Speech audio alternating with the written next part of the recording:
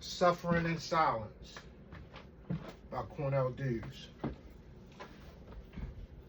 Suffering in Silence by Cornell Dewes. For educational purposes only.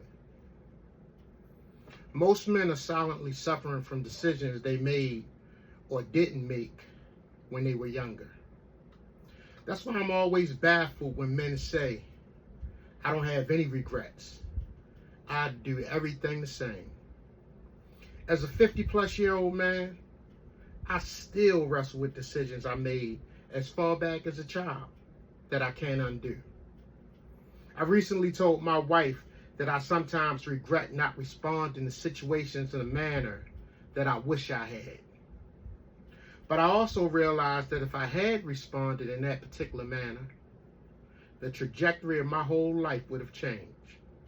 She asked me, is knowing that not enough for you? Nah. So I live with internal discourse that oftentimes rears ugly head without invitation. And I just can't share these feelings with anyone because of perception. Even though I know perception is just their reality of a situation and not necessarily the truth, it's still too costly to take the risk. So I myself, even to the ones I love, and those who love me the most. Most men are silently suffering from decisions they made or didn't make when they were younger. How much younger, you may ask? A week ago? A month ago? A year ago?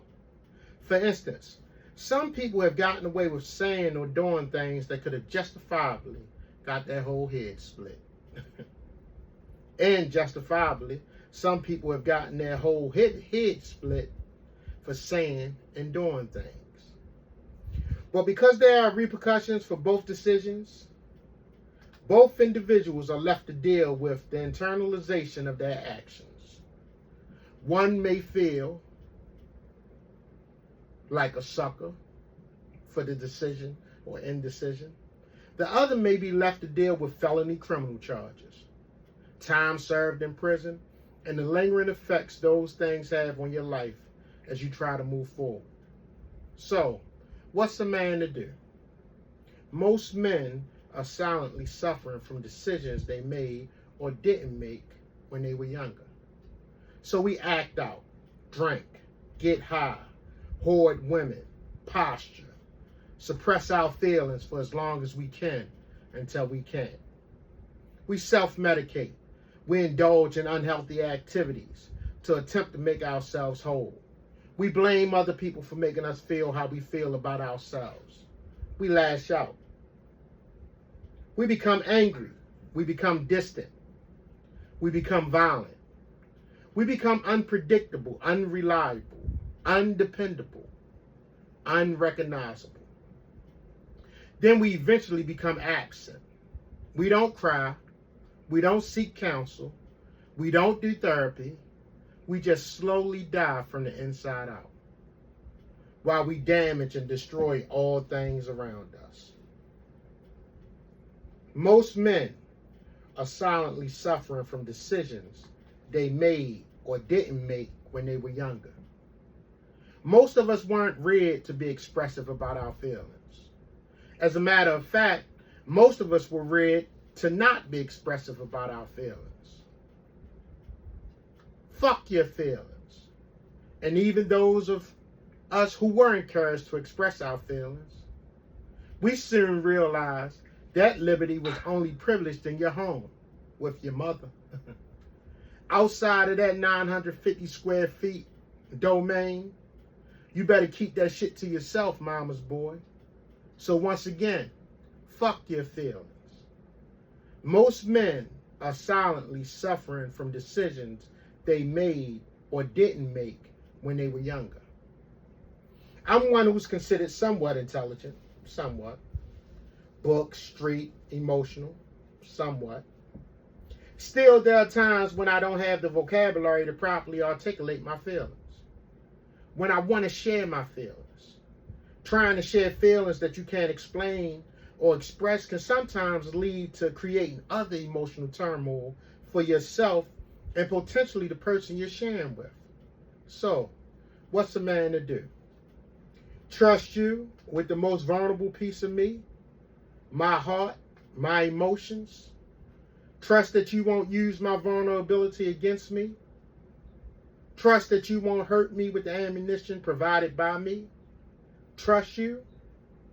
Trust that you have my best interests at heart. Trust that you'll protect me. Trust that you will not become part of the decisions I made that I suffer from in silence. Most men are silently suffering. This is a piece that I wrote entitled Suffering in Silence, Revealed Somewhat by Cornell Dews. It's not all from a first person perspective, but a collective.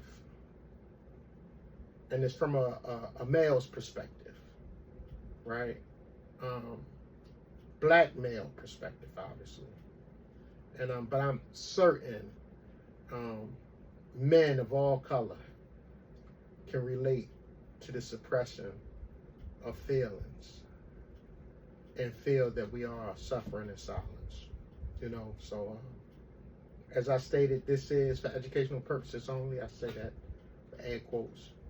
Just a revealing of some of the things that men, ladies, your men, mothers, your sons, wives, your husbands, siblings, your brothers, your neighbors may be dealing with. So just be mindful. Just be mindful. And help to the best of your ability if you can. And if you can't, you can't. All right? You can find this in its written form on my page, thedudesperspective.com, along with other things that I write about from my perspective, obviously. Take the time to spend some time with it. And hopefully you can relate to it.